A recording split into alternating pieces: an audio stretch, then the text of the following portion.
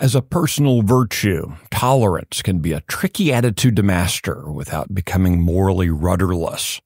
But as a governing practice and civic virtue, the modern implementation of tolerance is a deadly vice. I'm Michael Quinn Sullivan with a reflection on life and liberty.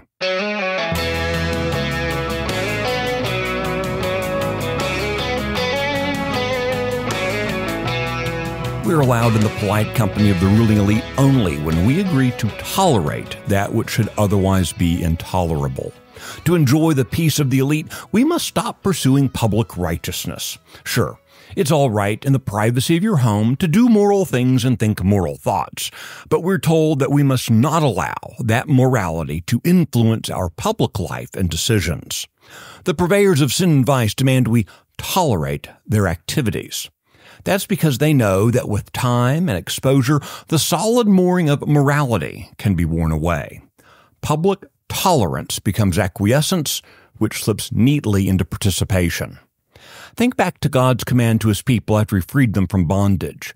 He told them to conquer the promised land, completely destroy the temples and altars to the false gods, and drive out all worshipers of those false gods. To be a self-governing people under his law, God told them they needed to be rid of those things incompatible with his righteousness. Time and again, the people would start to obey. They wanted those benefits, but then they would capitulate.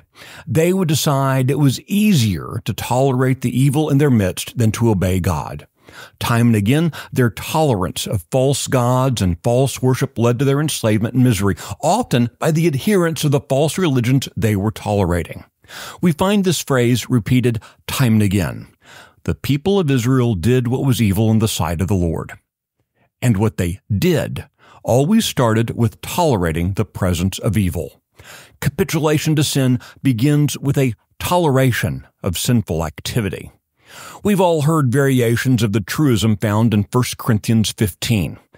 Do not be deceived, bad company ruins good morals. The very next sentence, which is just as true, continues, wake up from your drunken stupor as is right, and do not go on sinning.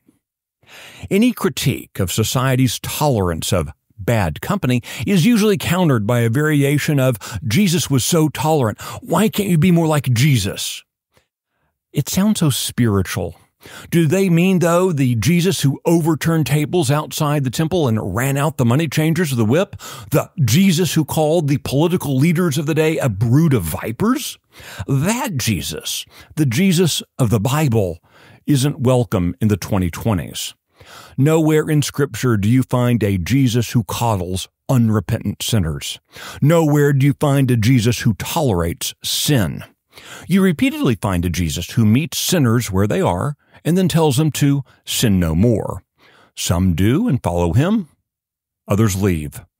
Sin no more is loving the sinner so much as to not tolerate the sin. By tolerating sin, we are condemning people to live lives of pain and misery, and perhaps worse. Self-governance starts with governing ourselves and helping those around us to do likewise. If we expect to enjoy the benefits of living in a righteous land, we must set aside political tolerance and pursue lives of righteousness.